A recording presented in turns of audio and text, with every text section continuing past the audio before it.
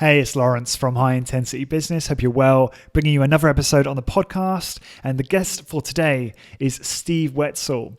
Steve is a former NFL strength and conditioning coach, and he served in the NFL for 17 seasons and has since become a very successful personal trainer for the general population, taking what he's learned from high intensity training principles and working with athletes and actually using that with the general population. So this was a super interesting podcast. There's a bunch of reasons why I wanted to have Steve on the show. And one was because he was a big influence on Luke Carlson. And anyone who's had a big influence on Luke, I'm usually keen to speak to. Luke is the CEO and founder of Discover Strength, who's been on the show a bunch of times. And he actually worked with Steve when Steve was working with the Minnesota Vikings in strength and conditioning. And also, Steve was heavily influenced by Dan Riley, who's one of obviously Arthur's apprentices / associates.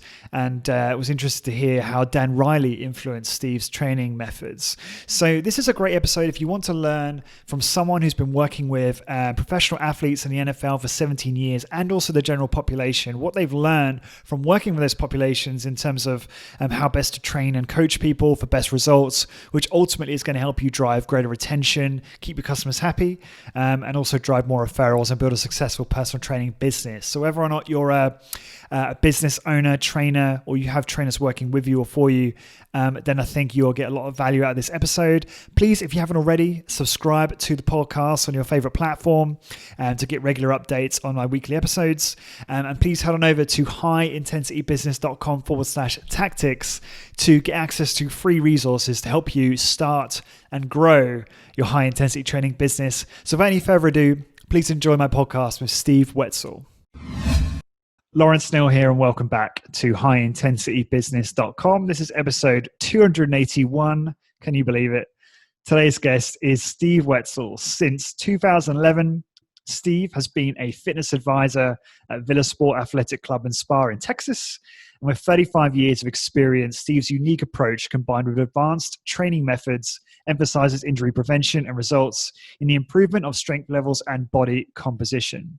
From 2013 to 2019, Wetzel was Villa Sport's top fitness producer for all locations. Prior to this, Steve was a director of athletic development at Tectonic Athletic Development and Rehabilitation.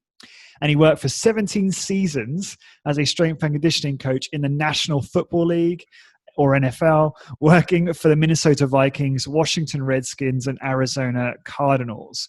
He's been associated with teams that have made the playoffs 10 times, including a Super Bowl championship. He has trained over 29 NFL Pro Bowl players, in addition to 12 Pro Football Hall of Famers. Steve, it's a pleasure. Welcome to the podcast. Well, thank you, Lawrence. It's a pleasure to be with you.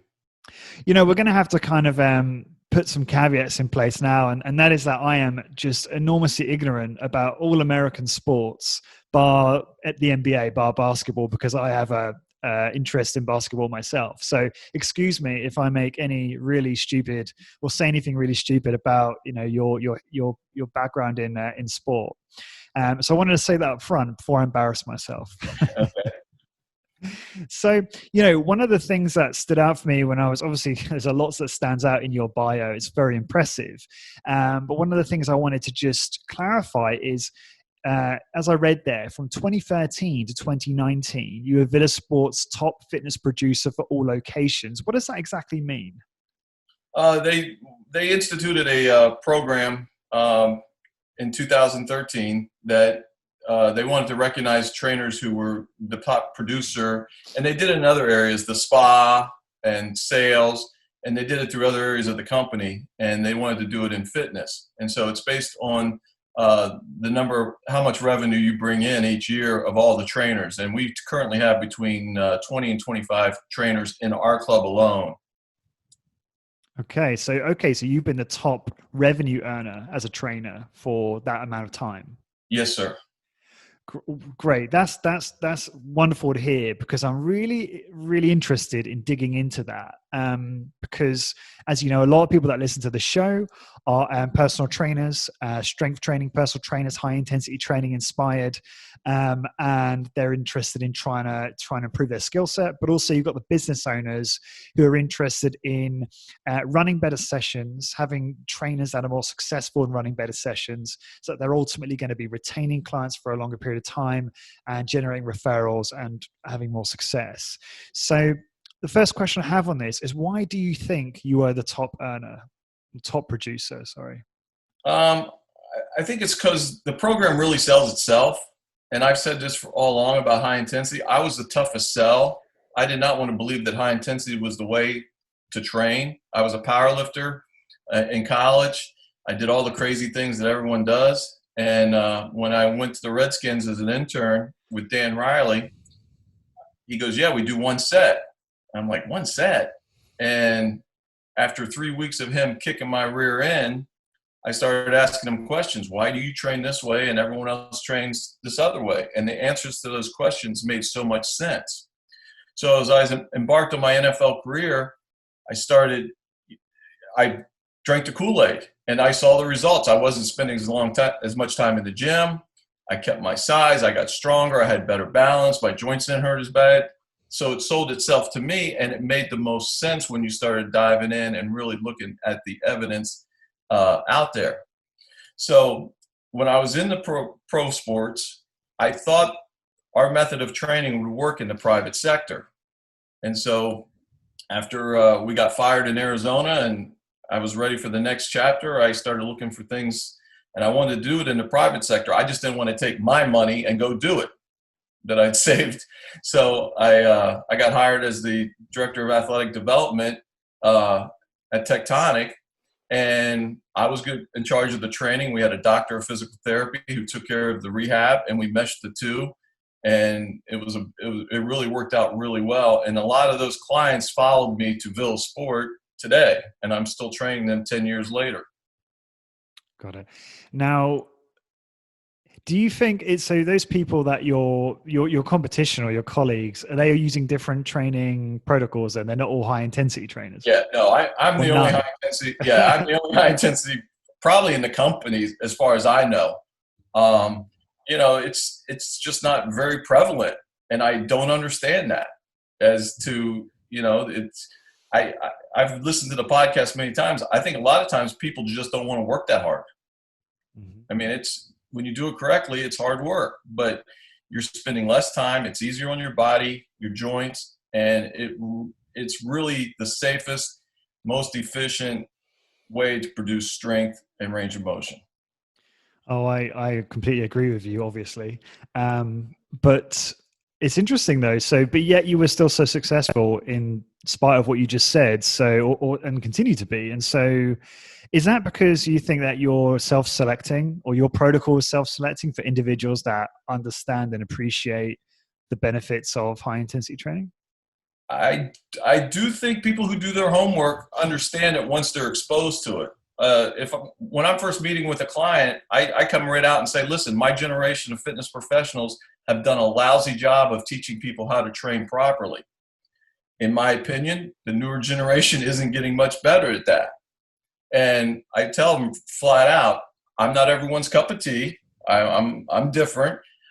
However, the methods are proven beyond a reasonable doubt, that they work. And I'm going to hold myself accountable and you accountable to say we're going to get done what we accomplished to do. And so there's a lot of ways that I do that by tracking every single workout, every single exercise to show them the improvement. When I was at Tectonic, we actually had a protocol, and we had a bod pod to measure percent body fat. And part of that protocol was to their initial assessment. They would come in, they would go in the bod pod, and 3 months later, they were coming out. They were going to go back into that bod pod and see. And if I'm doing my job, that lean muscle mass should increase. And that's the gold standard still, even though there's many methods out there. It used to be, back when I started, it was underwater weighing. But we all know what a problem that was, getting in the tank and having to clean it all the time, especially in this day and age of the pandemic. So the Bod Pod made it really easy, and we were fortunate where the owner of the company was able to purchase one, and we'd have one and established it in our protocol. Do you think your reputation precedes you though, and it helps with your clients? It does. Yeah. There's a lot of the one thing I'm proud of my client base, it's almost 50-50 male-female. So even though I'm an NFL guy and I've been involved in sports training my whole entire life, you would think that I would have more males coming to me, because of the NFL and everything. But I train a lot of females. And my first sport when I was at the University of Maryland was girls gymnastics that I was totally in charge of. And so, to this day, it's gotten a lot better. You see a lot more female athletes training. And I tell my clients and everyone I train, injury prevention is my number one goal when I'm taking you through a workout. And strengthening those muscles through the full range to allow you to stay out of the hospital, stay out of the doctor's office, and allow you to live a full, fulfilled life. Obviously you said there that you train a lot of women, but who have you found for this, your training style to really resonate with the most? I mean, for instance, most or a lot of studios find success targeting the higher income, busy professional, who really values their time, who has the disposable income, so they can kind of position themselves at a higher end. Have you found the same thing with your training, with your clientele? Is it mostly those kinds of individuals or not, or other? It actually runs the gamut. Right now, my clientele is 55 and over, and it's a very untapped market, in my opinion. They need it more than anything as they grow older. They have a lot of issues that have developed during their lifespan, and most of them haven't done a lot of strength training throughout their life. And so I have some retirees. I still have some people that are in business that appreciate the efficiency, that they can only spend 2 hours a week and get results and be very happy with those results. I have some young athletes.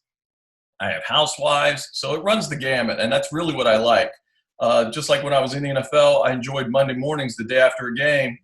Everyone would come in and train. I didn't know what I was going to get on Monday morning. You might get a guy that couldn't raise his arm, but he had to get ready to go for the next time. So you had to adapt your program to get him ready to go for the next week, just like you have to adapt your program now with the clientele. I tell people, they go, what's the difference between training professional athletes and your clientele now? I said, my clientele now doesn't have a skill that 80,000 people will pay to see on Sundays, okay? But they're just as driven, and they work extremely hard. They just don't have that talent that people want to watch on television. So one thing that still eludes me a little bit is, and maybe it's just down to results, which you've said a number of times here, you're able to deliver results for your clients. And maybe that is literally the differentiator between you and your colleagues and why you've been the top fitness producer.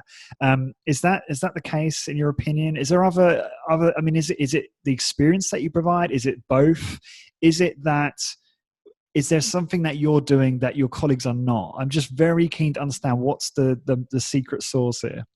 I think it's the results. I mean, they can actually see that they're stronger. And one thing this pandemic has shown people, because we were unable to do any type of virtual training the way our system is set up. Our club was shut down from March 16th to the middle of May before it reopened.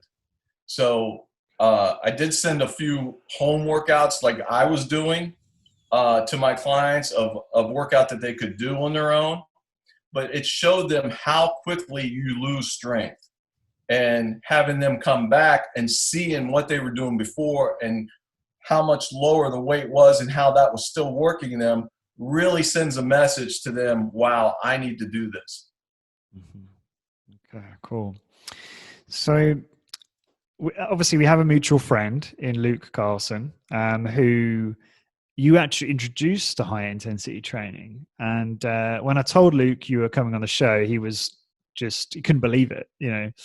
He's very excited, and he'll probably be the first person to listen to this. And obviously I asked Luke for questions, and Luke just had some fantastic questions for you. And this one I thought would be kind of related to what we've been saying, but I just want to ask you this to see what you might say. So, you're the one person in the industry that has been equally successful as a very long time NFL head strength coach and a personal trainer working in a health club with the general population. What skills or character traits have allowed you to thrive in both of these settings? Well, I think I touched on it earlier that even though these people are not professional athletes in the private sector, they still have a need to gain strength, gain range of motion, be healthy, and they want a high quality of life as they grow older. And so it's really about relating to those people and getting them to understand what you're trying to accomplish in that hour that you're training them, and having them, like myself, drink the Kool-Aid and see, wow, this is really a different, very safe and efficient way to make gains. What's your process? Like, do you have a process like with a new individual who comes to you is interested in training? Can you talk me through what you say, how you run that initial session to Sure. kind Well, I of, mentioned it earlier. As soon as I yeah, enter, I always give my first session free because, like I said, I'm not everyone's cup of tea, and I'd rather them find that out that it's not going to be uh, a good fit initially before they outlay a lot of money. So the first one's free. I answer any questions that they have during that time, but I actually take them through a workout, one of my workouts. And it's usually a unilateral workout where each side has its own weight stack. So I use a lot of the hammer isolateral pieces to determine if they have a strength imbalance between the right and left side, see if there's any injuries that they have. A lot of times, and it's the same process I did in the NFL. You'd be surprised. We get a top college athlete, and you'd put them on an isolateral shoulder press, and the right side gets 10 reps, and the left side gets 6. And we're like, whoa, did we draft damaged goods? And Luke would laugh right now because if he came and watched me train people, he'd go, you're doing the exact same thing you were doing in the early 90s in Minnesota. And I said, exactly. It hasn't changed. okay. Just on Luke, talk to us about that. How did you meet? Talk about that for a moment. I believe it was 1998. Luke was a senior in high school at a local high school in Minneapolis. And I get a call from a counselor at his high school saying that she had 2 individuals that were interested in doing a mentorship and they would like to do it with me. And I was like, well, I'd really love to do that, but my issue is time, especially during the season. I said the really only time I could commit to and be consistent with would be Tuesday afternoons because that's the player's day off. So we'd be busy in the morning, and then Tuesday afternoon I'd be free to do something for an hour, 2 hours. She said that would be perfect. So it was Luke and one of his buddies would come over throughout the year, and we just started from scratch and started talking shop and just like I was exposed. And, they were used to training with mostly barbells and hadn't been exposed to a lot of machines that we had. And we started talking philosophy. And then the rest has been Luke. Luke took that and ran with it. And he's become a very successful entrepreneur, business, and really a leader in the high intensity field. And I think we couldn't have a finer spokesperson for us going forward. I completely agree. What was your first impressions of Luke? He was like a sponge. He just wanted answers to questions, and he would keep you on your toes. Like you'd have to be on top of your game because he'd say, well, what about this? And he was very good at taking the information, disseminating it, and saying, well, wait, what about this? And that's really, when I take a client through the first time, going back to your previous question, I tell them, if you see things that are going on in the gym and you want to know why they're doing that and we're doing this, please ask, because that's how we all learn. So it's a very free-flowing. I explain why we're doing each exercise, what the purpose of it is, why we only do 1 set versus 3, 4, 5. So it really, like I said, the program, if you give it a legitimate shot, sells itself over time. Yeah, that's well said. Now, I understand, obviously, you said there earlier about how Dan Riley had a lot of influence on you. I don't know a great deal about Dan. It's quite hard to find information about him, well, at least for me, online. Although I do understand that he was heavily influenced by Arthur Jones, and Arthur Jones taught him a lot of what he knows. And obviously, Dan then passed a lot of that on to you when you were working with him at the Washington Redskins, wasn't it? Can you talk about how you trained prior to that meet, and then how he kind of introduced you to high intensity training? I know you've started talking about this, but maybe we can discuss this a little bit more. Sure. Like I said, when I was in college, I was a power lifter. I played sports in high school. Where I was fortunate where we had a football coach and a track coach that really believed in weight training. And I went to a new school, so they worked hard to build the weight room up. So I got exposed to weight training right in high school, which was a great time. Because of my build, I was short, stocky, short arms. I was very good at some of the lifts, bench press. And so growing on, I became a power lifter. I was like, wow, this is a sport. I might not be the most athletic guy on the field, but I'm pretty good at lifting weights. And at that same time, it was becoming a way that you could actually make a living and have your passion be your job also. So as a power lifter, I did I originally was supposed to do my internship with Dan, and he had an assistant leave unexpectedly to take a head position in the NFL. He says, look, I got to get an assistant here. You're not going to get a great experience. I can call Penn State for you because that's where he was before. I said, let me check with the University of Maryland. So I actually did my internship at the University of Maryland between my junior and senior year in college. Then Dan says, listen, after I graduated, he goes, since you didn't you can come on over and spend the summer with us before I started full-time at Maryland, because they hired me when I got out. So at Maryland, we were a more traditional program: squats, cleans, power cleans. We had a few Nautilus pieces. We had some Kaiser equipment, basically for recruiting purposes. We were basically a free weight program. And then I spent time with Dan, and I'm looking at these players that he's training, and they're strong, athletic, and I'm going, he's only doing one set. They're only in there for an hour. That's very efficient. And like I said, after 3 weeks of him kicking my rear end, I'm going, whoa, why do you do this and everyone does that? And the answers made so much sense. To me, Dan, you mentioned Arthur. Arthur was the one that really started the whole thing. Dan was at West Point when Arthur took the machines there to test on the cadets. And I told Dan all along, he was country when country wasn't cool. He took that concept of one set on a machine and applied it to free weights, and really has had a profound effect on a lot of professionals that use high intensity as their core strength training program. And so I just feel fortunate I had the time to work under him. It was some of the best times of my life, and you see the impact he had on me. Once I went and trained that way, I never went back, and I would never go back to doing that. Mm-hmm. Now, was this during a time where a lot of your colleagues were training in more kind of orthodox ways as well? Oh, yeah. I mean, high intensity it's probably more prevalent now, and you know what a chore it is to find. I'm not sure if it is. Right. But it was even worse. I mean, you're talking late 70s, early 80s.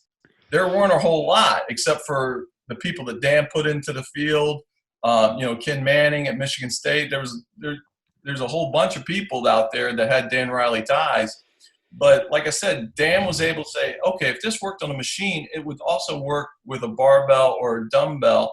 And his one thing he always said that made the most sense, it's not the tool, it's how you use it. And I reached out to him during the pandemic to see how he was doing. And I brought that up to him. I said, because you'd think after all these years that I've spent in this profession that I would have some home exercise equipment to train. And I don't. I said, because I always had a key to the gym to get wherever I needed to go or train. And with the gyms being shut down, I had to come up with a home program using various household items, just like everyone else did. And it just kept going back to what Dan said. It's not the tool, it's how you use it. And if you use it efficiently, you will make gains. Yeah, awesome. So what have you been doing then, workout-wise, for yourself? People laugh. I actually sent some pictures to my clients. I had a bocce ball box with all the bocce balls in it that weighed 25 pounds. And then my wife had water jugs, detergent jugs, and we put together 19 exercises working the whole entire body here at the house. And that's what me and her did during the pandemic. And let me tell you, having gone back to the gym since that time, sure, there was losses, but they weren't as bad as if we would have done nothing. Yeah, yeah.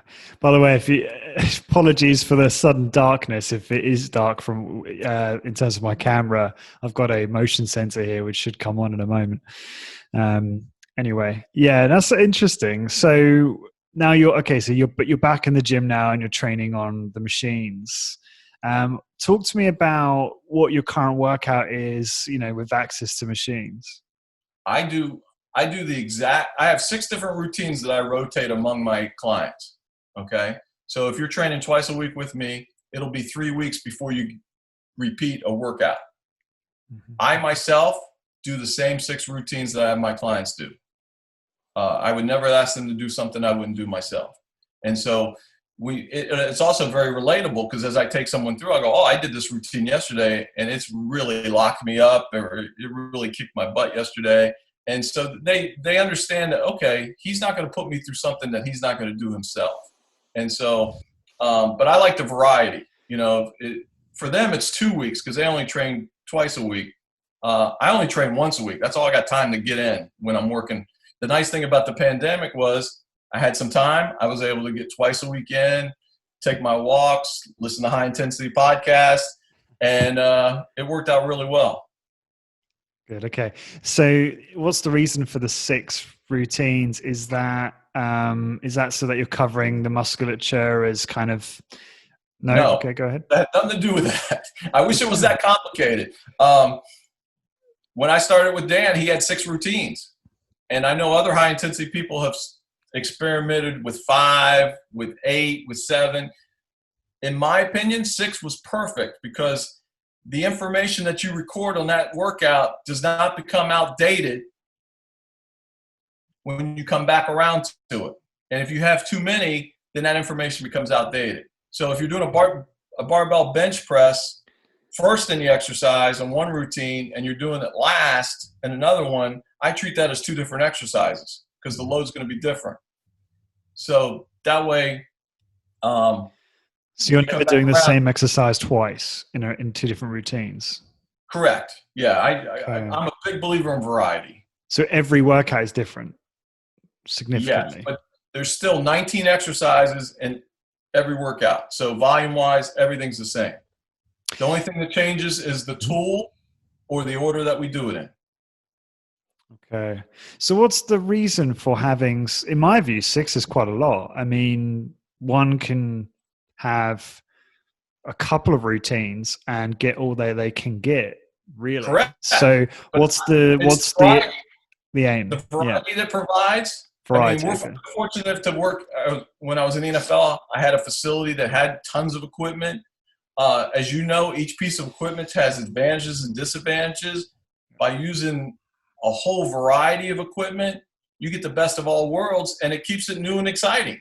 Everyone's always trying to, how do I change up my workout? I do change up my routines every single year.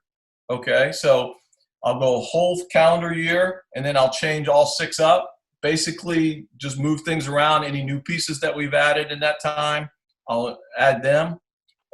Some things that I didn't like, I'll throw out, but it's still 19 exercises, 6 routines. And I have all 6 routines from 1990 to today that I've done with all the athletes and clients, no matter where I've been. So you find that the variation just keeps them interested, and I'm guessing that kind of really contributes to retention. Right. Good point. In the NFL, I would get the athletic trainer would come in the day after a game and go, hey, Joe's got a shoulder issue, and of course they say nothing over the head. Well, I had 5 different ways they could do a shoulder press. So I could change the angle and actually have him go over his head, and he wouldn't have any pain. And we would start that rehab process and get him going for the next week by having that kind of variety. So it makes it really special to be able to have that kind of flexibility. Obviously you've got a lot of experience training NFL players, and as I was saying at the start of this interview, I am probably the most ignorant person about the NFL there is. But I'm very interested. I do love. Like, I would love to get really into the NFL and NBL and is that the right NBL baseball? Yeah, Major Baseball, right? Yeah, League. Major League Yeah, Baseball. Yep. I got that right. Major League Baseball, so MLB, isn't it? Yeah. Yes. And all the other sports, like I would definitely take more of an interest if I was over there.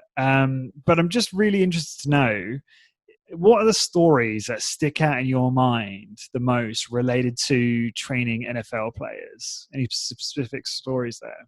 Well, like I said, the thing I enjoyed is they on Sundays they were in car wrecks. 250-pound men weren't meant to run into each other at high rates of speed. Okay, and so even though they're wearing equipment throughout a 16-game season, they get banged up, nicked, and that's one thing coming from the college level. If all you have is a barbell and a dumbbell, and guys have an elbow issue or a broken finger or something like that, they couldn't do your program. And in-season training is very important, if not the most important. Everyone wants to talk about the off-season. Well, the off-season is not that important because you're not playing your sport. You don't have to be very strong. That's when you make your most gains because you're getting the most rest and you have more time to devote to training. But if you're not working just as hard in season, whatever benefit you derive out of season, you're going to lose. So when guys would come in the day after a game, we would beat the crap out of them. We'd try to use as much weight as possible that they can handle without a great deal of pain.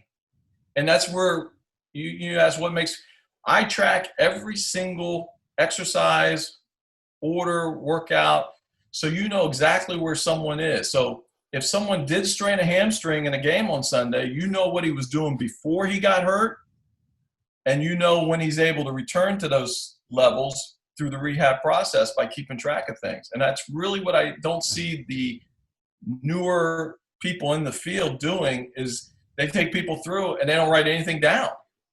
How do you know you're making progress if you're not tracking and looking? Okay, a lot of people track but never look. You have to look and see if what you're doing is being efficient every single time. And that's because they're overcomplicating it so much, right? With periodization and all sorts of different protocols and so much variation. They're not controlling variables, so they can't. It's not that complicated. You just have to keep it simple. Because the average person that comes in, they could care less. They just want to feel better, get stronger, look good, and be healthy. And it's that simple. So what was the variable then with the NFL player? Was it like, okay, when so-and-so can do a leg curl at this weight for this amount of time or this many reps, I know that they've rehabbed successfully back to their previous baseline. Was that kind of the basic measure? The thing with the NFL players is you keep them healthy and on the field. And if they're healthy and on the field, they're going to get a new contract, which pays them lots of money. So if you can extend their career, and that's how Dan did this by talking to players, and I did the same thing. If you can convince the players that they're going to get more time at the other end of their career. I mean, let's face it, the minimum salary now is $400,000. Go find a job that pays $400,000. They're not out there. So if you can get a couple extra years, and they're not going to, when he goes up to negotiate that contract, they're not asking him how much he squats or how much he bench presses. They're asking what kind of availability he had on the field and how efficient he was when he was on the field. And did he help the team win ball games? And so that's really, you just take that same concept and transfer it to the population. You mentioned earlier how you would train in season and you would train people after games. I would have thought that would have caused overtraining with players. I mean, because they're obviously they're training not just with you, but with other coaches, doing drills, playing matches, games. And then strength training. Surely, I mean, did you not find that players were being overtrained? No, that's the beauty of writing things down. Okay? I can't tell you how many times, let's go through a year. The season ends.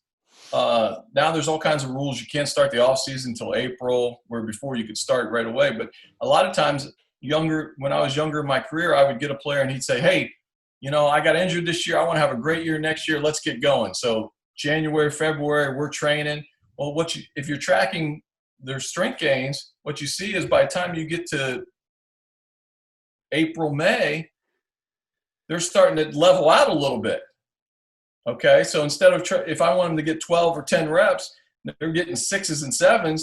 I'd have to cut back on the amount of intensity that we were doing or the frequency and cut back even more. So by keeping track, where your athletes are at all times. It was important for us to have a best effort on every exercise. And our goal during the season was to keep them at that best effort or beyond without killing them during the season, because that was the most important time for them to be strong. So we were always trying to get back up to that. Of course, their best efforts were usually in the off season, but we tried to maintain those or go beyond them in season. Okay. So one of the things I've heard before is one of the issues with trying to implement high intensity training protocol in professional sports is because it makes it look like the strength and conditioning coach isn't working as much as they should be, right?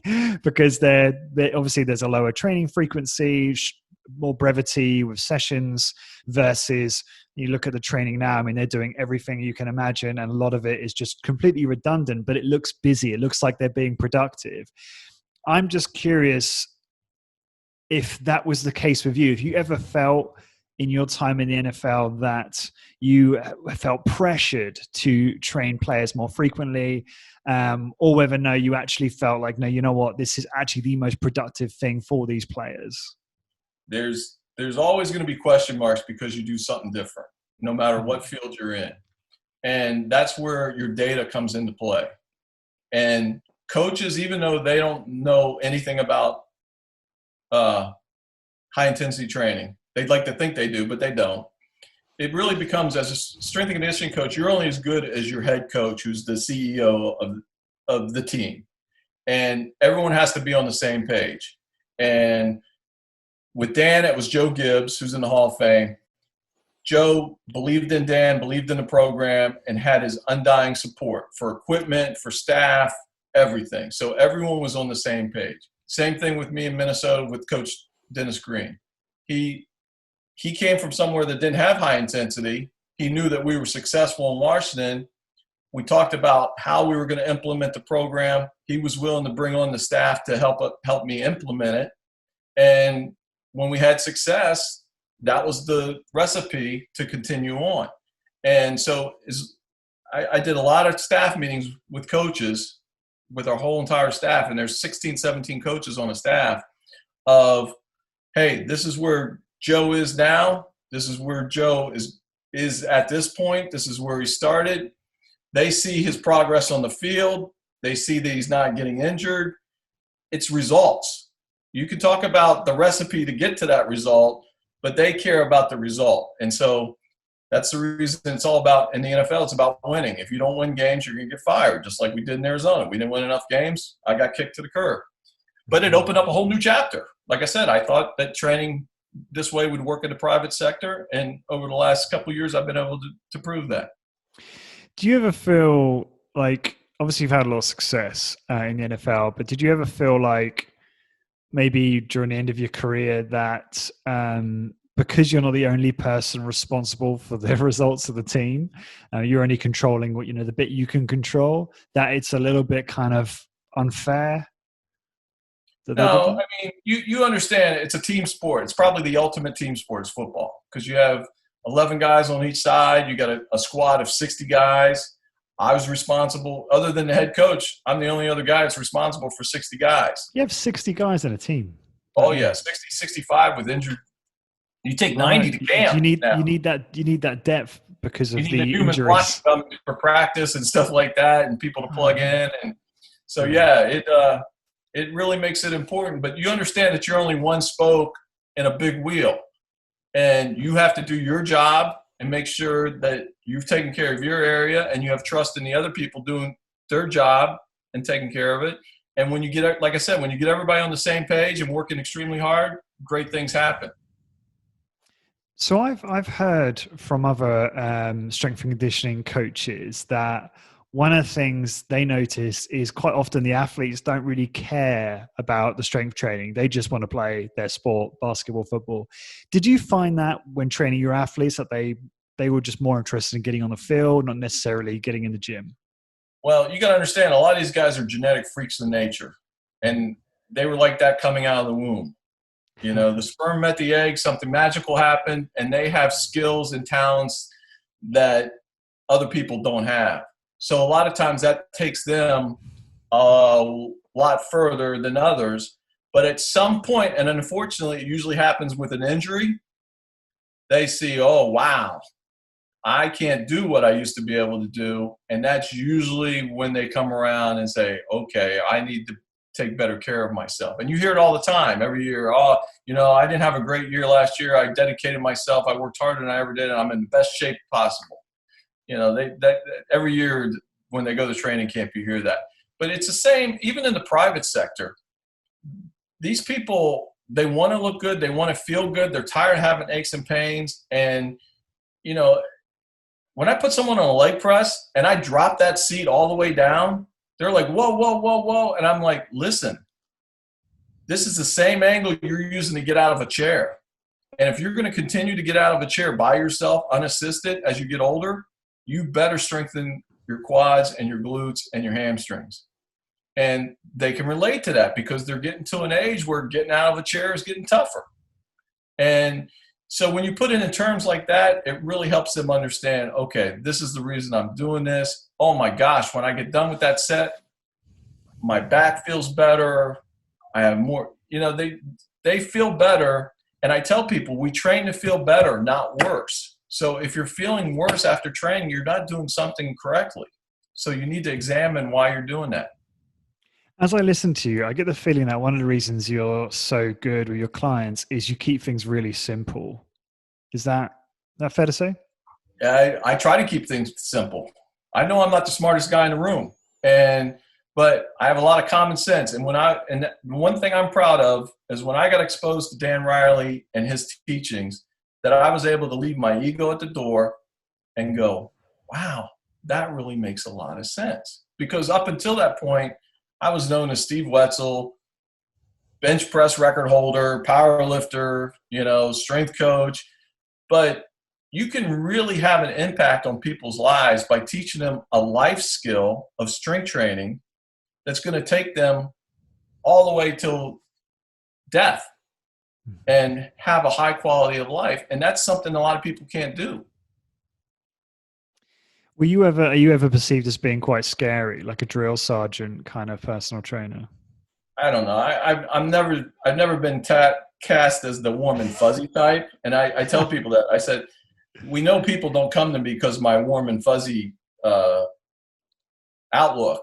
You know, we have a task to do. I mean, you can see doing 19 exercises in 1 hour in a crowded fitness facility, it's not easy to get people done and go 6 and 7 hours straight.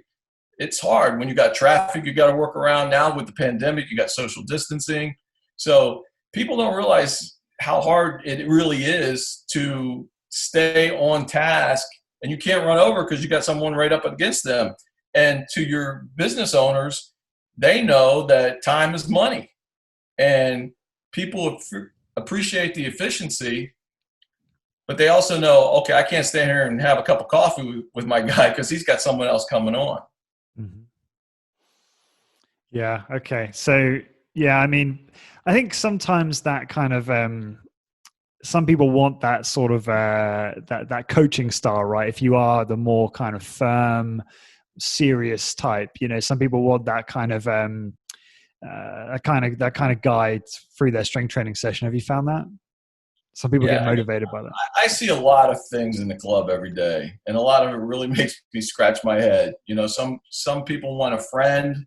Some people end up talking, you know, for large periods of time. You got people on their phones. I mean, it really amazes me that people go, oh, I'm going to the gym.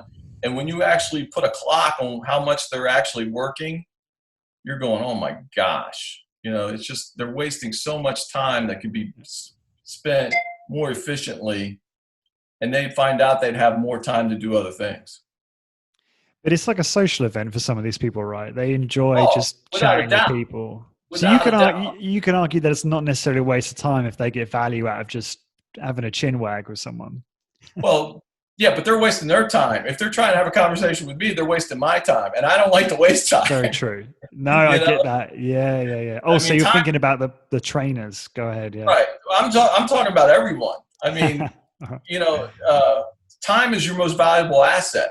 Mhm. And when I was in college, and even after I got out of college, and I looked at the amount of time I was training, you're like, wow, that's a big investment. If I can do it 2-3 hours a week and still get the same benefits, why not do that? And Yeah. it frees you up time to do other things and explore new avenues and learn. And so I tell people, powerlifting, I enjoyed powerlifting. I enjoyed the competition. I enjoy competition now. I enjoy going against the other trainers and the other clubs around the country that we have. That's the competition now. I enjoyed Sundays in the NFL, taking my 60 guys and going against their 60 guys. I love competition. But, I had all these plastic weightlifting trophies and they weren't putting any food on the table. And even though I enjoyed doing it, it was taking up a huge chunk of time that I could better spend utilizing to get a job, make a living, support my family, and move forward. Yeah, I mean, 100% agree with that. I mean, I don't know if you know much about my background, Steve, but I had very much this as well, a similar experience in terms of exercise just dominated my life. I was working out or doing some sort of exercise probably 10 times a week. Some so training occasionally twice a day. And it wasn't just time, it was energy. Like I had no time and energy for anything outside my exercise and my work. So I had no time for social life, no relationship, no time for any real working on any kind of business interests on the side. And then it was when this is kind of, it sounds like this story is almost too perfect, but it is the truth. And that's when I discovered Dr. Doug McGuff's work on YouTube. Watched a video he did with the 21 convention, which was a game changer. First time I heard about exercise being talked about in this way, then read Body by Science and consolidated those 10 sessions down to one session a week. And no word of a lie. And that freed me up to pursue everything else. And since then, built a business, moved out of a career in sales in London, built a successful business that I run full time. Met my now fiance, have these things I wouldn't have done. I wouldn't have time or energy to do had I not discovered this. So that's one of the reasons why I'm so passionate about it. And I tell people, I'm like a chef. You got to have balance, okay, in your life, in your training, in your program.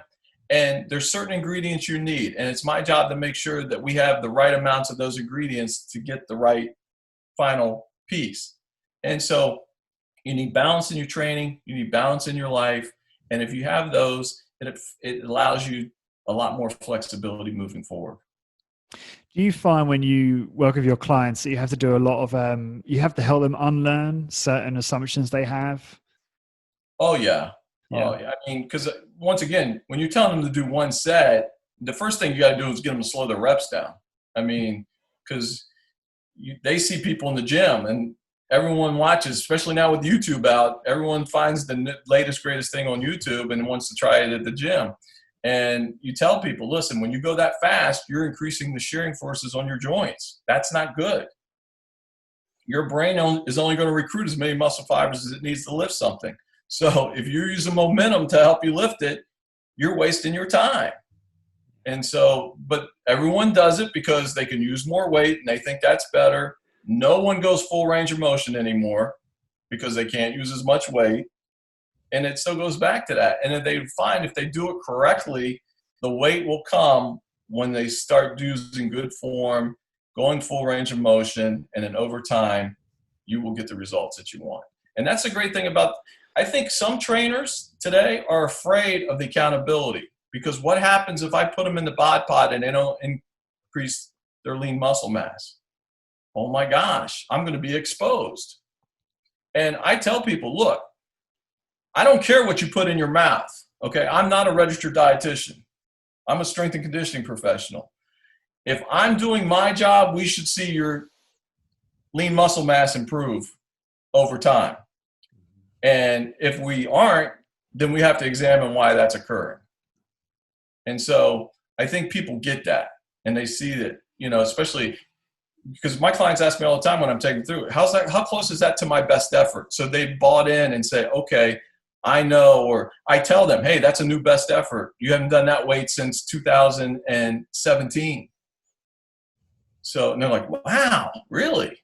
So data is so important in all aspects, but you also realize that data is only as good as we saw with the models with the pandemic. It's only as good as the information you put in. So you got to make sure your data is accurate. That's brilliant. I love the fact that you brought up the modeling, data, which is a little bit suspect to say the least. Yeah. That's a whole nother conversation though, and a controversial one. Although I suppose this whole conversation is kind of controversial to the fitness industry. That's interesting. So not the first time I'm hearing, obviously, an expert focus on the strength and conditioning and not the fat loss, which makes a lot of sense. Now, although you explain to them, look, I'm not going to tell you what to put in your mouth. Do you explain that high intensity training is going to make fat loss more permissive? It's going to help them with that aspect? I do. I explain to them that a pound of muscle will burn more calories than a pound of fat. So if we can increase your lean muscle mass, you're going to become a more efficient burner of calories. And, a lot of times I tell them, look, your lean muscle mass is going to go up and your fat may go down, and usually does. But there's cases where it doesn't. I mean, when I was, the one thing I learned when I was at Tectonic is the owner of the company wanted to focus on athletic development and athletes. Well, that is a small portion of the population. When you open it up to everyone, athletes, people over 55, professionals, firefighters, policemen, you open up a more range of people to draw from instead of trying to specialize. And I'd specialized my whole entire life with athletics. So it was nice to get out and train. I mean, one of my first clients at Tectonic was a female diver. I didn't know anything about diving. Okay, I know they get wet when they go in the water. That's all I knew. But this young lady was an elite diver, and she was in a boot, and her mom came to us and said, listen, she's got to meet in 2 months and we don't want her to lose anything. I said, look, that's all I do is train people. I work around injuries because that's what I got every day. And so everyone has something: elbow, back, shoulder, knee.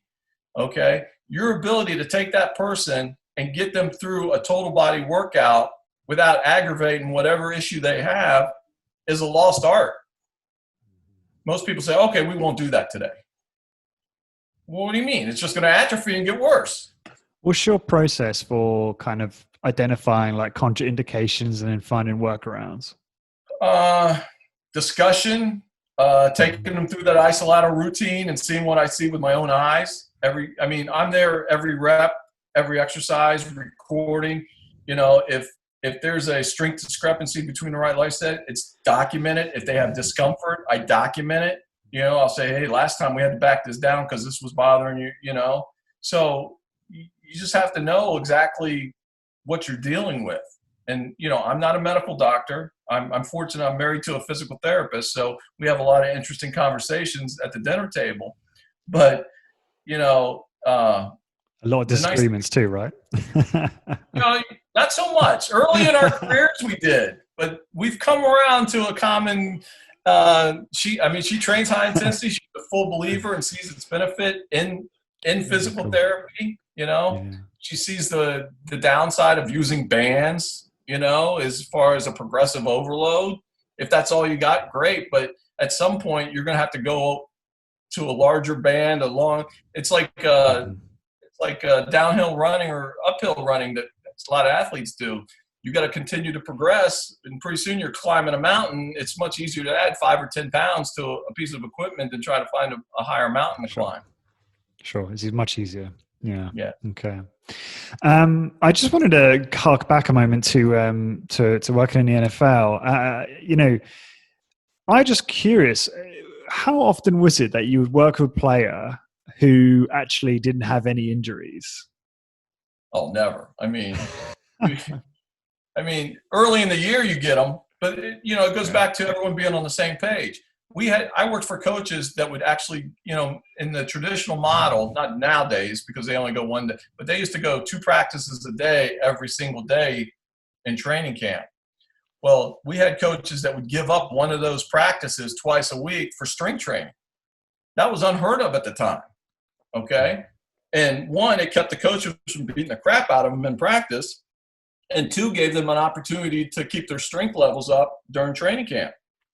So when we got back to training 1 time a week, getting ready for the season, there was less wear and tear, and they had less of a strength drop off going into the season. Mm-hmm. So, what were the most? Sorry, go ahead. No, go ahead. What were the most common injuries you would see in NFL players? Knees and shoulders. Okay. Yeah. What specifically? Yeah.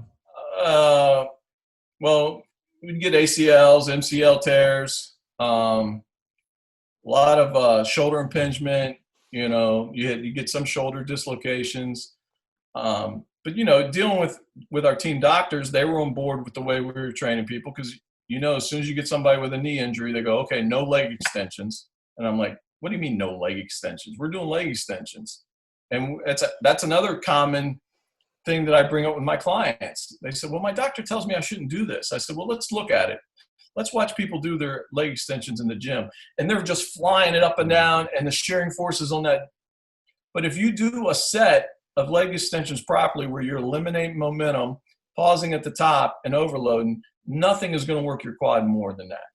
Mm-hmm. And so to have a team physician and doctors and trainers that say, okay, yes, shoulder injury, nothing over their head.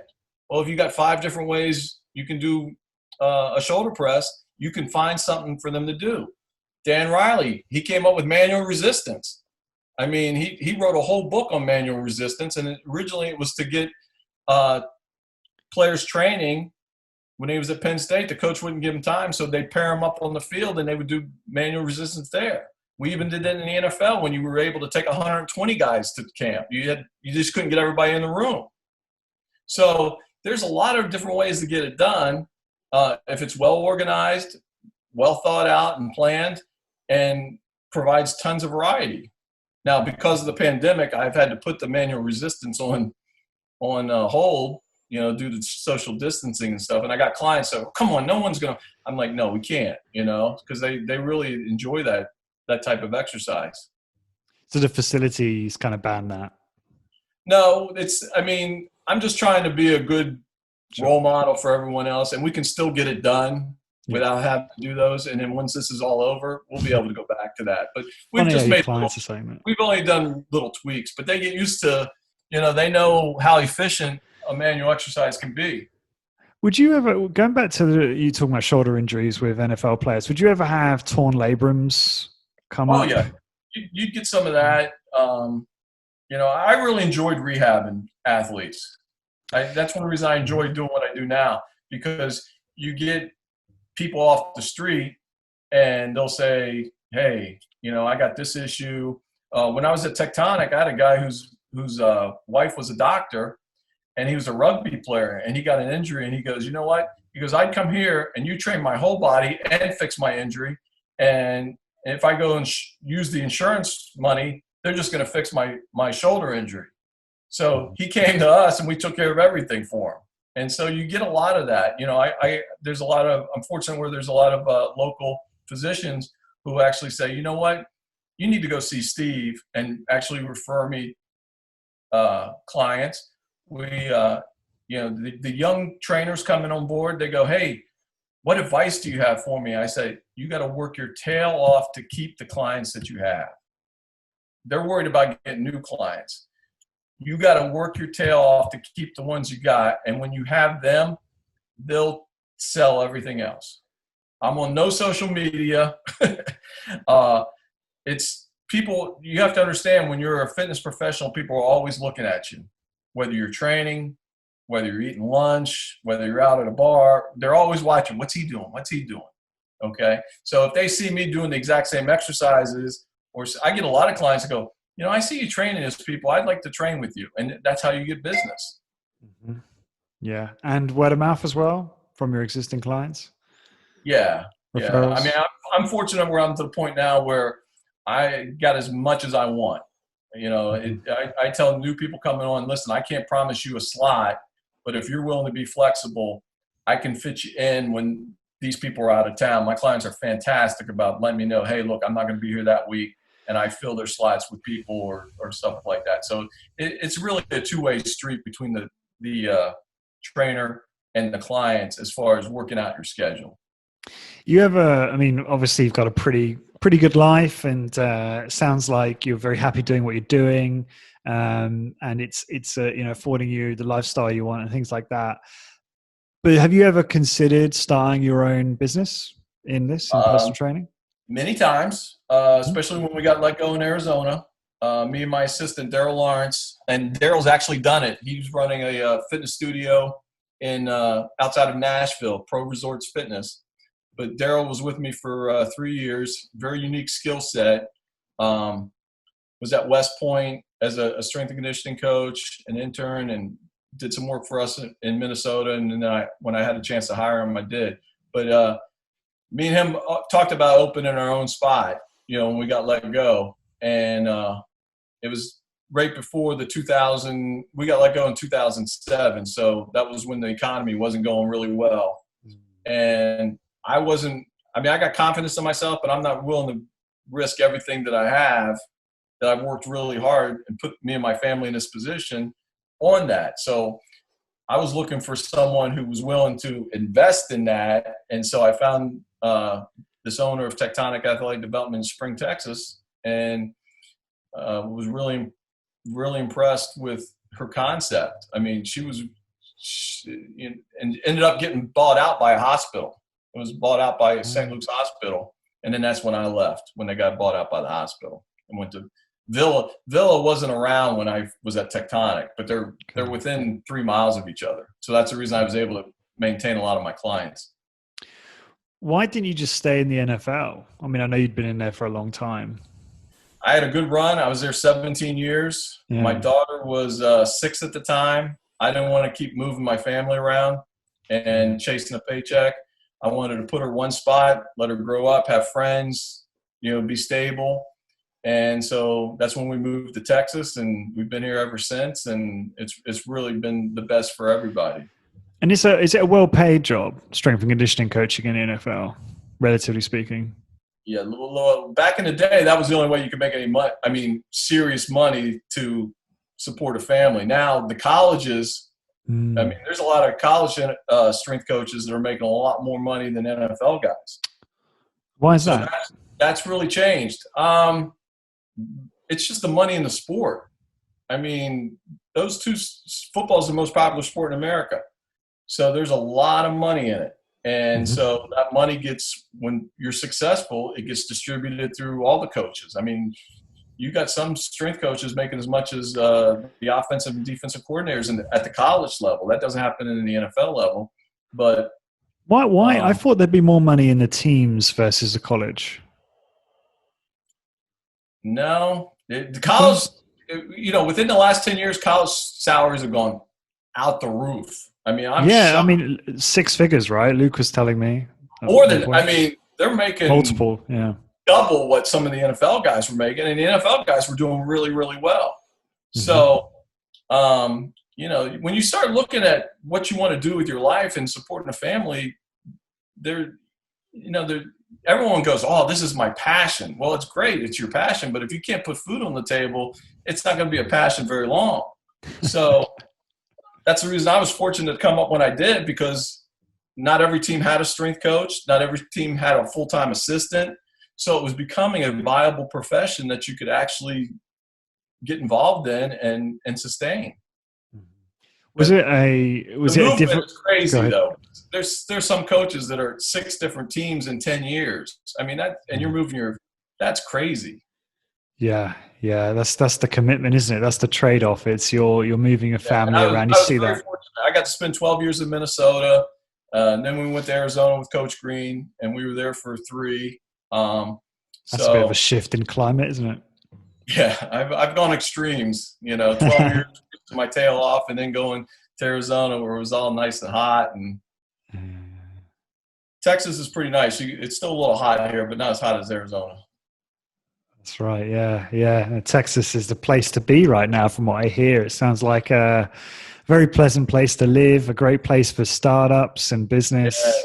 I tell you, it's really, I knew getting into the private sector uh, that it's a tough business, but I didn't realize that every strength coach, athletic trainer, ex-player had opened up their own training facility on every corner in America. I mean, the market is really saturated. I mean, just in the area where I live, you can throw rocks and hit all, and then you got the CrossFit facilities. I mean, you really have to be good at what you do in order to sustain a business Hmm. in a Yeah. competitive environment. Yeah, I agree. I mean, yeah, I mean, I think entrepreneurship is just really hard, right? Like, regardless of what type of business you start, it's very hard. um, but I think, and this is something that actually Luke first made me aware about, which is there's a lot of homogeneity in fitness businesses. Like, they all kind of, a lot of them do the same things. They all do strength training, cardio, nutrition. They don't really stand for anything specific. Whereas you see the likes of Orange Theory Fitness and Pure Bar and Soul Cycle really focus and niche down on something specific, and then they kind of occupy that category in the consumer's mind, and they're very successful as a result. So I still think there's a lot of opportunity, especially in obviously our niche in high intensity training, to actually really start to focus on the category of personalized strength training, like Discover Strength Do, supervised strength training, whatever your own spin is on that. So I still think there's a lot of opportunity out there for the business owners and the would-be, the to-be business owners as well. Right. And it's tough you have to differentiate you and tell people, explain to people and let them see how you're different than other places. Because a lot of times it comes down to cost. I mean, okay, this guy's this expensive, this guy's this. I don't see most people don't know the difference between the two, so they'll go with the least expensive. Or some of them just want the busiest trainer because he must know what he does. That's not necessarily true either, So the consumer has really got to do their homework, and not a lot of people do that. Yeah, I think you nailed it. Like, if they're all the same, if they're perceived, all the businesses are perceived as the same, then cost does become the main factor, which is a game you don't want to play as a business owner. Whereas if you can, like you say, position yourself differently, then people are going to be willing to pay more, and that's proven across these other different business models. I mean, Examples we're that I went discretionary through. income. People use their discretionary income on our services. And Mhm. I tell people, hey, the nice thing is my clients have the discretionary income to use on my services, but they also have discretionary income to go wherever they want, when they want. So they're gone, so it's a double-edged sword because we only get paid when we're working. Because they're Um, traveling a lot, are they, these clients of yeah, yours? some of them are traveling, there's people that have worked extremely hard and put themselves in good position and enjoying life, and they feel Mhm. good and they want to go do that. That's great. But when it's discretionary income, you also got to understand that in tough times like this, that's the first part to go. Mhm. So they better find value in what you're providing, or that discretionary income is going to get pushed for food and essentials for their household. Yeah, I agree. I mean, the consumer behavior data I've seen really supports that. And I think it's interesting because practically every single high intensity training studio owner I've spoken to, and I'm speaking to them every day, has had a lot of success since they've reopened. They're pretty much full, and a lot of them have a waiting list, which is great.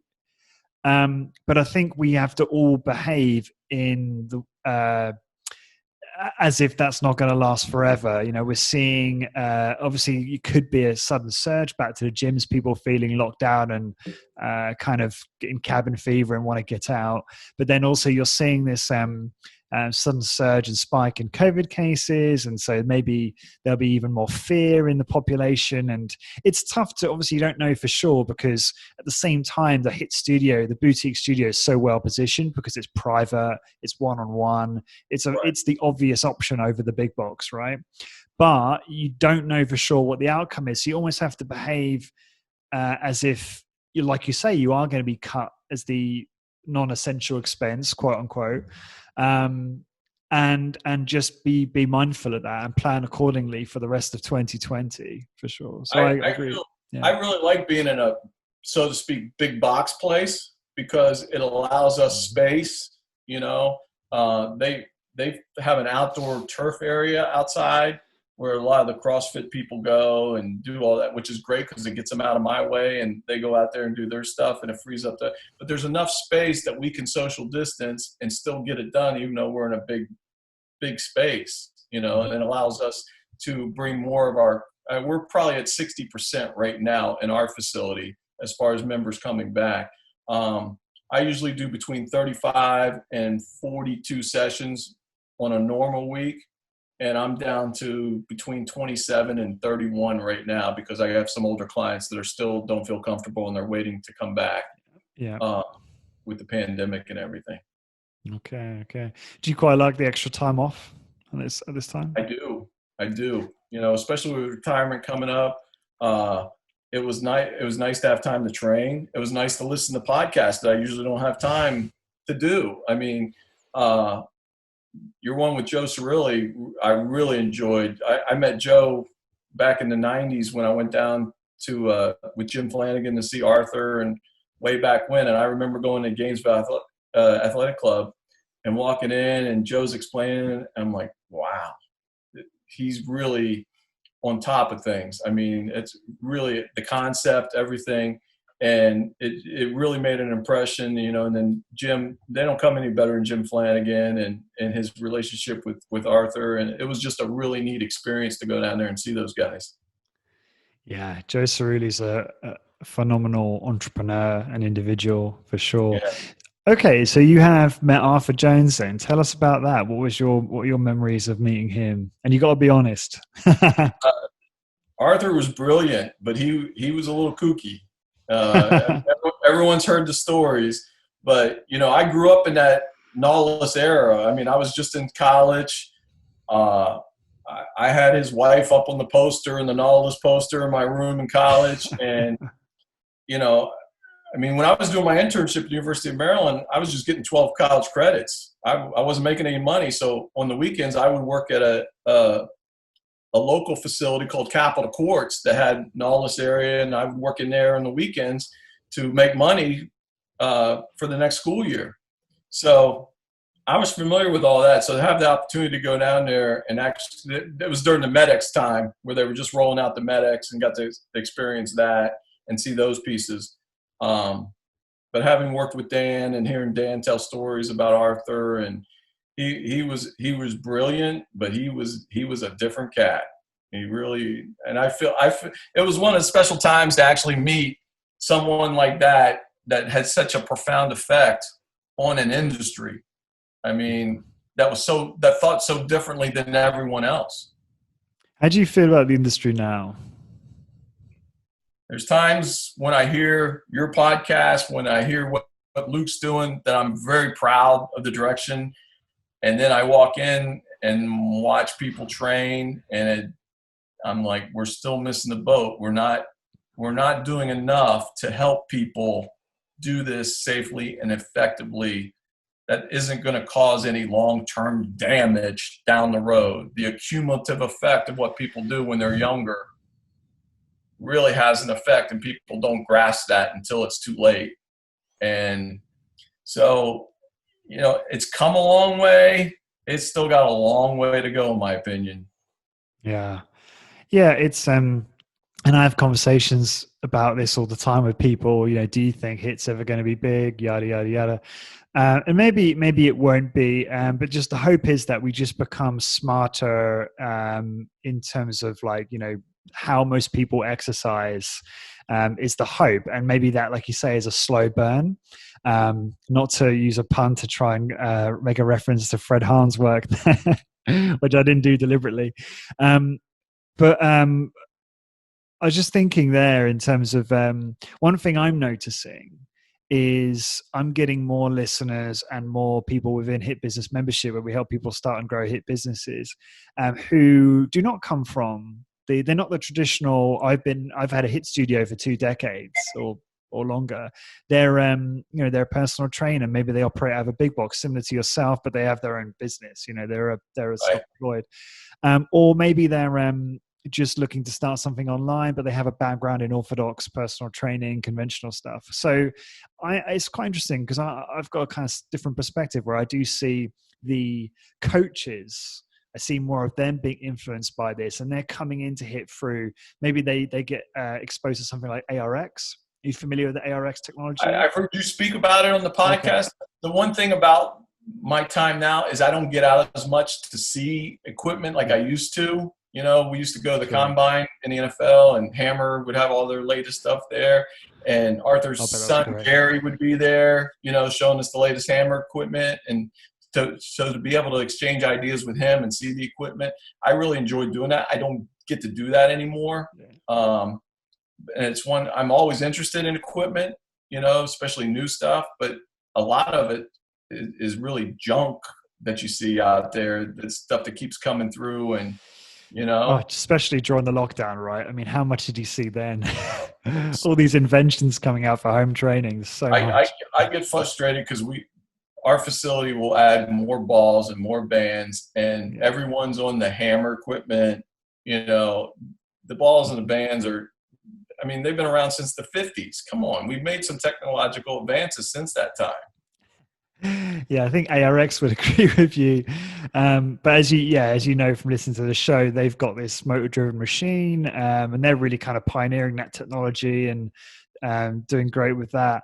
And it's interesting because I see people who aren't familiar with HIIT, but they learn about ARX, and then through ARX they get exposed to Doug McGuff, Body by Science, maybe, which you find a lot of the ARX businesses are very much then that's their Bible, right, at that point, and which is great to see. And so a lot of them are coming through. So I'm kind of hoping there might be more of a top down What is evolution.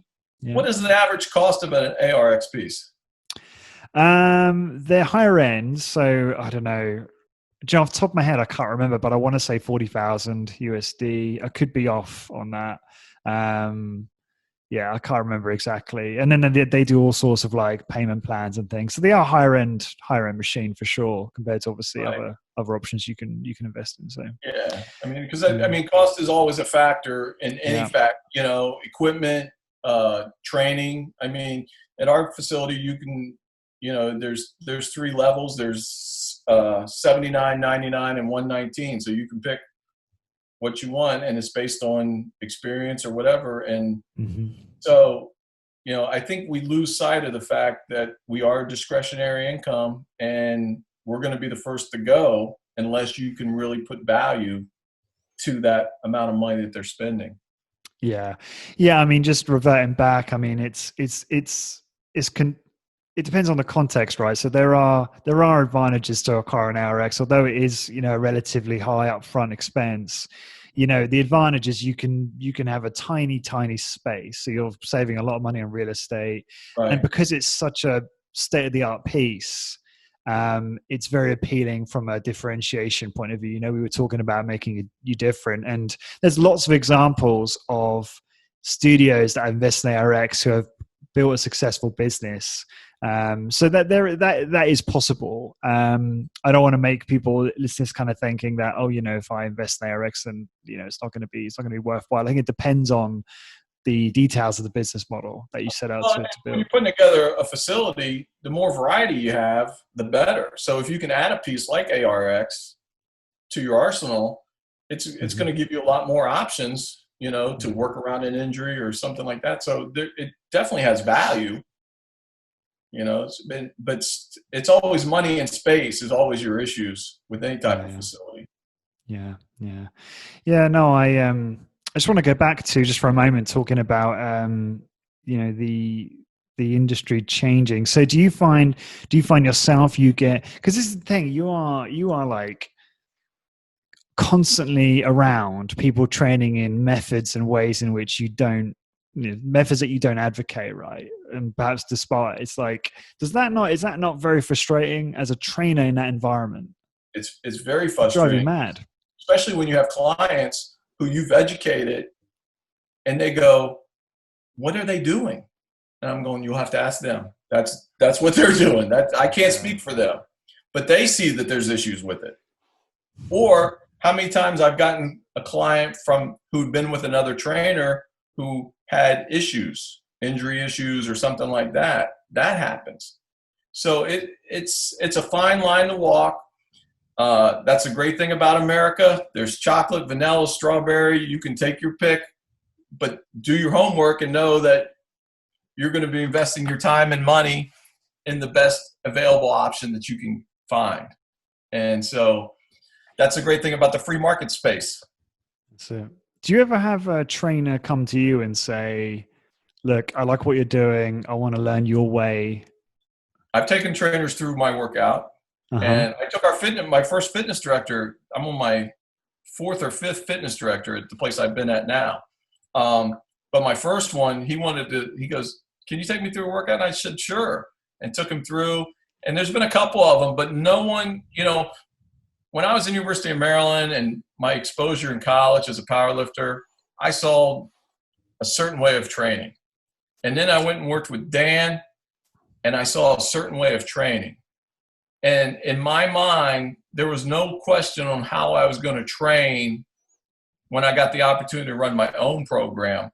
Mm-hmm. And so I would think that if I was a young entrepreneur coming up and as a trainer, and I go in a facility, I'm like, okay, who's doing the most sessions? What is he doing? And I would try to learn what he's doing and determine if that is something that I should be doing. And I don't see that in the younger generation. And I don't understand why, because like I said, I was the toughest sell. I did not want to believe that this was the way to get it done. Steve, if I worked in that organization, knowing you were a top producer for 6 years running, I'd be taking you out for lunch. I'd be there with a notepad. You're going to buy me a couple beers. That's the way to my heart. It's the way to mine as well. So I'd be happy to do that. But no, I used to genuinely do that. I used to, when I was in London in sales, I would take the top salespeople out for lunch and I would interview them and just pick their brains and try and understand why they were the top salespeople. Yeah, that's how we learn. That's the reason you got to have conversations. And the one thing that I enjoy about high intensity training is, even though you got to get a lot done in a short period of time, there's a lot of teachable moments that come up throughout a session, and a lot of time for conversation for them to ask questions. And there's an interchanging of ideas, okay, that we don't get now with all the phones. And even though I'm a techie guy, I mean, I record all my workouts on an iPad, and technology has freed up a lot of our time to free up more time to train people and have more free time for leisure. So I'm a big tech guy, but we don't have the interpersonal conversations that we used to coming up. Because I used to love going to the NSCA strength and conditioning conventions and exchanging ideas with other professionals at the pool or the bar or at the blackjack table to, hey, what are you guys seeing? Because we all have the same issues, And so you got to have those exchange of ideas. So you were very smart to do that with those successful people, because they're successful for a reason. There's got to be a reason why people want to spend money with them. Yeah, I don't know. I don't know why the younger generation, as you put it, aren't taking advantage of that kind of thing. It baffles me that they don't. And I don't know whether that's just the cohort, your colleagues who you see, I know, because I've had conversations with people in the fitness management, and they say, okay, well, not everyone's going to want to train like Steve trains. So we got to have other options. And I heard Joe mention this before, that's the reason there's a pool, and that's the reason there's aerobics classes and stuff like that, because even though what we do will benefit all populations and all ages and all genders, sometimes people just, for whatever reason, want to do this or feel more comfortable or want the camaraderie of a class. I can't stand classes. So it's just, that's the way it goes. Yeah. Interesting stuff. Steve, it's been a pleasure. I'm going to have to start wrapping things up. You got any parting thoughts anything I haven't asked you about in terms of what you've learned about high intensity training that would be useful for the evangelists out there, those trying to carry the torch, as you put it? I would say track when you write down what you do with your clients. Data is so important, and look at it realistically, because it's not always going to show you what you want to see.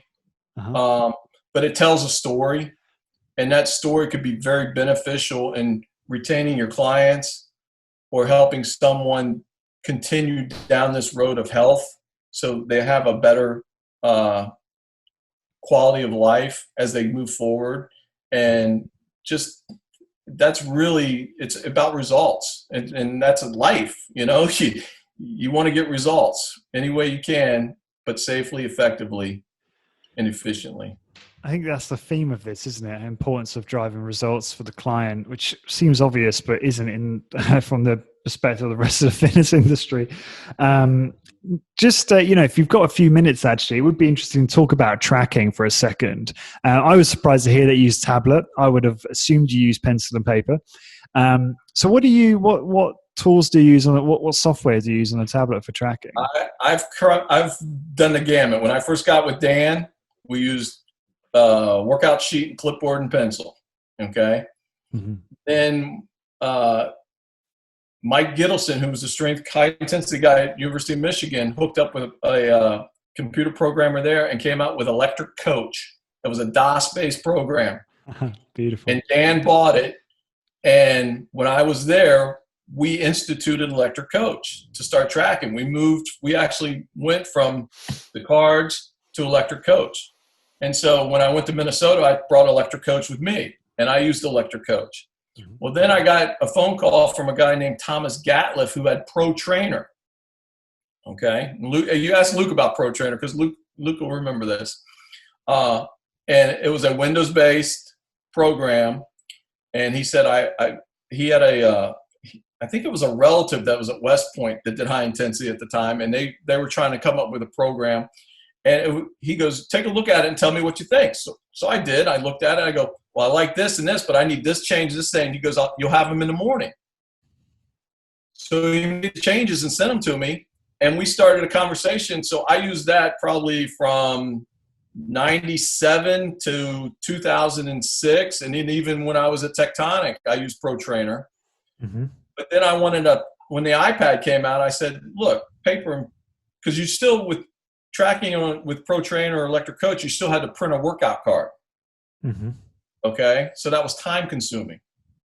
And so I said, the iPad is the perfect tool to have for tracking, but no one wants to write a program that will work. And I tried to get Gatliff to do it, and he was working on it. He had another business, so it was a side gig. So I looked around, and I mean, if you go to the App Store on Apple, there is tons of fitness stuff, and most of it, in my opinion, is garbage. Mm-hmm. Okay. I found Full Fitness, which I used probably from 2014 to just past year. And I really liked it. It worked really well with high intensity. You could customize it. It worked out great.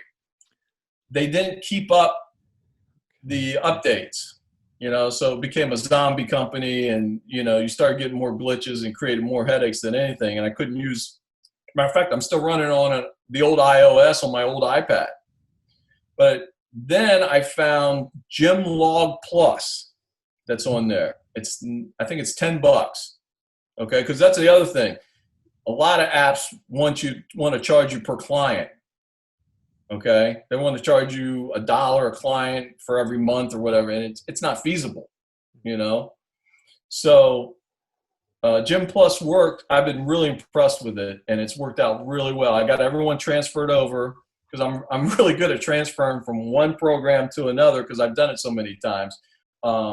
When you move on, but I got all the data from since I've been in the private sector. What do you track, reps or time under load, or both? Reps, okay. Now the nice thing about this, it times the workout also. Okay. So Okay. when you get done and you hit end on that last exercise, it Okay. tells you exactly when you hit start until the end. It tells you how many reps. I mean, it's got a lot of features. I mean, I had to look long and hard to find because there's some garbage out there. What's it called again, the app? Gym Log Plus. Great. Yeah. GYMLOG Plus. And like I said, I think it's like $9. Yeah, that sounds good. I'll link that up in the show notes. Yeah, it's a common problem. People trying to source the right app for their business. I know that. So there's a few things happening in the background. I've got a one of the members is a business owner in the Netherlands called Joeri. I believe I'm pronouncing his name right. Joeri. And he has a high intensity training app, and I've used it on a Samsung tablet. And at that time, that app was designed for personal use, and it was actually pretty good. It had a few bugs, which is to be expected from any early versions of software, and a few things that needed to be updated. But that was like over a year ago, and Right. he's been back in. A Yeah. lot of them are just for single user, and you can't use them for multiple people. So he's been back in touch with me recently, and he's now got two versions. He's got the personal use version and now the business version. And I assume the latter is going to have, the multi-user function. I haven't seen it yet, but I'm going to be testing it very soon. And now that I've mentioned his name, I think the app's called the Joeri app. People can have a look and see if it's ready. But from memory, from his latest email, I'm pretty sure it's going to be ready for late July 2020. So, but he's going to come on the show and we're going to explore it. But this is well overdue. Does he do it just for Android, or will he do it for Apple also? He'll do it for, I believe, for both Android and Apple. And the beauty is he's a high intensity guy, right? So he understands what data we want. And he's got a team, he's done pretty well for himself from what I understand. And he's got a team who are building this, right? And that's what we want. We want someone who really understands our way of training, right? There are others out there. I know Tom Toombs, who's runs a business called Smarter Exercise in California. He's got an app. It might be I can't remember what it's called now. It might be the Smarter Exercise app. And people might want to test that out, but it doesn't seem like anyone's absolutely nailed it yet. Otherwise, everyone would be using said app, right? I mean, the nice thing about all the ones that I've used is you can do, whether you do 3 sets, 1 set. I mean, it's customizable. But this one also has a cardio aspect where I do a lot of interval training with some of my clients on a treadmill. So I'm able to also track that with their heart rate, because I track heart rate over time when we're doing intervals to show them the improvement. And so finding one that has the strength and the conditioning component is hard, because there's not a lot of them out there, but this one does, and it's very customizable for how you set it up. And I've been very happy with it. And he's updated it twice since I've had it. Okay. So, but for a one-time fee of $10, that's no brainer. It's very efficient, and I'm very pleased with it. The one thing about I told you I used Thomas Gatliff in Pro Trainer. The one thing, Thomas was a computer programmer, and he did like ATMs for banks and stuff like that. He said periodization doesn't transfer very well to computers, which I thought was very interesting because it wasn't very logical. Yeah. And I found that fascinating, that someone that's been exposed, maybe not to the degree of you and I, but would make that determination by trying to put it into a computer. Interesting stuff. Yeah. Cool. Awesome. Well, Steve, look, thanks again. Really appreciate you participating on the podcast. What's the best way for people to connect with you and find out more about you? Probably the best is the email that you have. Yeah. That's the best way. If you try to call me. Do you want people to, do you want to announce that publicly, or would you rather not? It's up to you, because otherwise you might get quite let me give you my work email. Go ahead. What's that? It's Steve_Wetzel@villasport.com. There you go. Yeah, it's not. I mean, this isn't like Joe Rogan. You won't get like a million emails. I have trouble enough keeping up with my inbox as it is. So, but yeah, they can reach me at my work email, and phone just doesn't work because I'm always training people, and we end up playing phone tag, and it's a disaster. So that's the reason texting and emails have been a godsend as far as scheduling and meeting people. So 100%. That sounds good. And for everyone listening, to find the blog post for this episode and download free resources to help you grow your HIIT business, please go to highintensitybusiness.com, search for episode 281. And until next time, thank you very much for listening.